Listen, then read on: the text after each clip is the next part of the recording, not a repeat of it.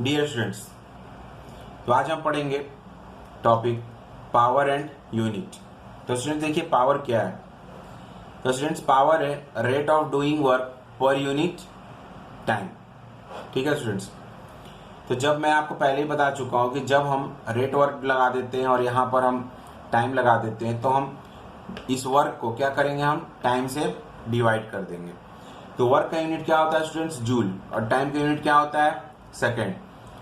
तो पावर का यूनिट क्या हो गया, जूल पर सेकेंड। ठीक है, तो जूल पर सेकेंड को आप आइदर ऐसे लिखिए या जूल पर सेकेंड को आप ऐसे लिखिए स्लैश देकर, या जूल पर सेकेंड को एस टू दी पावर -1 करके लिखिए। ये भी जूल पर सेकेंड ही कहलाता है। तो इसे वॉट ने डिस्कवर किया था, तो उनके नाम पर इन जूल पर सेकेंड को हम लोग क्या बोलते हैं, वॉट बोलते हैं। इसलिए पावर का ऐसे यूनिट क्या हो गया, वॉट। और वॉट को हम लोग डिनोट किससे करते हैं, तो कैपिटल W से डिनोट करते हैं। ठीक है स्टूडेंट्स, अब स्टूडेंट्स हम बात करते हैं 1 यूनिट की। तो स्टूडेंट्स में ये 1 यूनिट में देखिए किसकी बात कर रहा हूँ। आपके घर में जो बिजली का बिल आता है, ठीक है ना, इलेक्ट्रिसिटी बिल आता है, तो स्टूडेंट्स उसमें लिखा होता है कि आपने इस मंथ 100 यूनिट इलेक्ट्रिसिटी खर्च किया। ठीक है स्टूडेंट्स, और ऑब्वियसली आपको मालूम है कि हम इलेक्ट्रिसिटी जब भी खर्च कर रहे हैं तो हम उसके एनर्जी को कंज्यूम कर रहे हैं, इसलिए ये 1 यूनिट क्या है, ये जूल में आएगा। ठीक है ना, इसका यूनिट क्या होगा स्टूडेंट्स, जूल होगा। ठीक है, तो हमें निकालना है कि एग्जैक्टली 1 यूनिट कितना जूल होता है। ठीक है, तो सबसे पहले जान लीजिए कि 1 यूनिट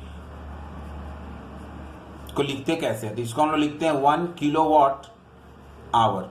ठीक है स्टूडेंट्स, तो मैं आपको किलोवाट आवर इसको मैं सेपरेट करके दिखाता हूं। तो 1 यूनिट को हम लोग किलोवाट आवर लिखते हैं, 1 किलोवाट आवर। ठीक है स्टूडेंट्स, तो 1 से ये मल्टीप्लाई हो गया।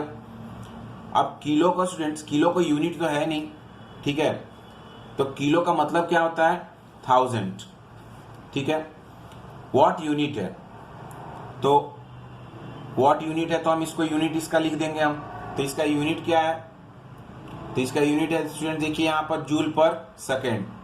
तो जूल पर सेकेंड हम इसको ऐसे लिख दिए। ठीक है स्टूडेंट्स, आवर, आवर को स्टूडेंट्स हम सेकेंड से चेंज कर देते हैं। तो आवर को सेकेंड्स में चेंज करेंगे तो 36, अब सब स्टूडेंट्स मल्टीप्लीकेशन में, ठीक है, 3600 सेकेंड्स हो जाएगा। अब स्टूडेंट्स देखिए ये सेकेंड से ये सेकेंड कैंसिल हो गया, तो देखिए स्टूडेंट्स क्या बच गया, 3600 इंटू 100 जूल से बच गया। अब स्टूडेंट्स देखिए कितना जीरोस हो गया, 1 2 3 4 5। तो पहले आप सबको लिख लीजिए अच्छे से, 1 2 3 4 5। ठीक है स्टूडेंट्स, अब आप क्या कीजिएगा स्टूडेंट्स, पीछे से काउंट कीजिए, 1 2 3 4 5 6, और उसके बाद आप डॉट लगा दीजिए, तो 3.6, और यहां पर आप लिख दीजिए पावर में 10 टू द पावर 6। तो 1 unit is equal to students होता है 3.6 into 10 to the power 6 joule. ठीक है स्टूडेंट्स, तो स्टूडेंट्स हम पावर का एक और फॉर्मूला देखेंगे। ठीक है स्टूडेंट्स, और पावर का ये फॉर्मूला है V इंटू आई, V का वोल्टेज, ठीक है, I मतलब करंट, और ये हो गया स्टूडेंट्स पावर। ठीक है, इसके पहले हमने क्या देखा था students, power is equal to W by time, मतलब वर्क अपॉन टाइम। ठीक है स्टूडेंट्स, तो स्टूडेंट्स हमारा एम है ये जो बेसिक फॉर्मूला है students, power is equal to work upon time, उसे V इंटू आई में कन्वर्ट करना। ठीक है स्टूडेंट्स, तो देखिए मैं कैसे कन्वर्ट करता हूं। हमें मालूम है power is equal to work upon time. ठीक है स्टूडेंट्स, और मैंने आपको पहले बताया था कि work is equal to energy. ठीक है, और एनर्जी इज इक्वल टू क्या होता है, potential into charge, potential multiply by charge, या फिर मैं इसको VQ भी लिखूं तो भी चलेगा।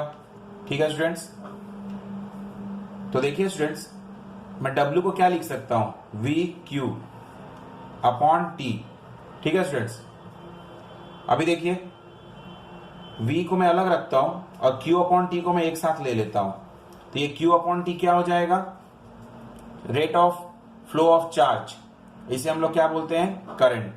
ठीक है स्टूडेंट्स, तो ये हो गया V इंटू आई, तो power is equal to V into I. ठीक है स्टूडेंट्स, अब स्टूडेंट्स एक और है concept, heat developed in current carrying wire. ठीक है स्टूडेंट्स, तो स्टूडेंट्स देखिए, हीट को हम H से दिखाएंगे और करंट को हम I लिखेंगे, तो इसका मतलब कि जितना ज्यादा करंट फ्लो होगा उतना ज्यादा हीट डेवलप होगा। ठीक है स्टूडेंट्स, एक और फैक्टर पर हीट डिपेंड करता है और वो है रेजिस्टेंस पर। ठीक है स्टूडेंट्स, क्योंकि जितना ज्यादा रेजिस्टेंस होगा उतना ज्यादा हीट डेवलप होगा, जितना ज्यादा रुकावट होगा, जैसे कि आप लोग अपनी हथेली को जितना ज्यादा ऐसे ऐसे रगड़िएगा, ठीक है स्टूडेंट्स, उतना ज्यादा हीट डेवलप होगा। तो ये क्या मिल रहा है, तो ये एक हाथ दूसरे हाथ को रेजिस्टेंस दे रहा है ना, तो ये R हो गया। और कितने टाइम तक आपने किया, आपने 10 मिनट तक किया, 5 मिनट तक किया, 10 सेकेंड्स के लिए किया, 20 सेकेंड्स के लिए किया, तो ये टाइम। ठीक है स्टूडेंट्स, तो स्टूडेंट्स ये H directly proportional to I नहीं है, I का स्क्वायर है। ठीक है स्टूडेंट्स, तो मैं फिर से लिख दे रहा हूं, H is equal to I square R T. और स्टूडेंट्स ये T टाइम है, बच्चे क्या करते हैं, इसको गलती से टेम्परेचर ले लेते हैं। ठीक है स्टूडेंट्स, वो नहीं है, तो मैं यहाँ पे लिख दे रहा हूं, ये क्या है, टाइम है। और स्टूडेंट्स अब आपका थ्योरी पोर्शन इलेक्ट्रिसिटी चैप्टर में कंप्लीट हो चुका है। इसके बाद हम न्यूमेरिकल्स देखेंगे।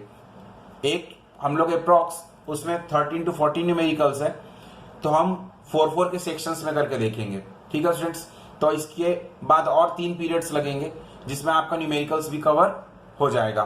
तब तक आप थ्योरी को अच्छे से समझ लीजिए ताकि आपको न्यूमेरिकल्स करने में इजी हो।